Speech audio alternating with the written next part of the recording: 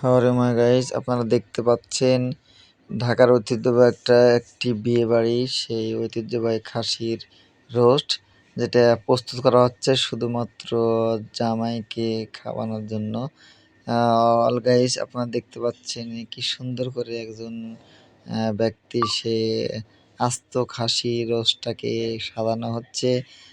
সাজাচ্ছে আসলে এখানে সে আসলে রোস্ট করা হয়েছে খাসিটাকে, কিন্তু রোস্ট করার পরে এটা সাজানো হচ্ছে। দেখতে পাচ্ছেন কাজু বাদাম দেওয়া হয়েছে এবং এখানে রয়েছে টমেটো, তারপরে শসা, পেঁয়াজ, কাঁচামরিচ, গাজর অনেক সব কিছু দিয়ে আসলে প্রস্তুত করা হচ্ছে নতুন বরের জন্য। এটা হচ্ছে ঢাকার ভিতরে একটা ঐতিহ্য, এটা নতুন বরের জন্য আসলে বিষয়টা করা হয়ে থাকে। সো এই আস্ত খাসিটা আসলে জামাইয়ের জন্য প্রস্তুত করা হচ্ছে।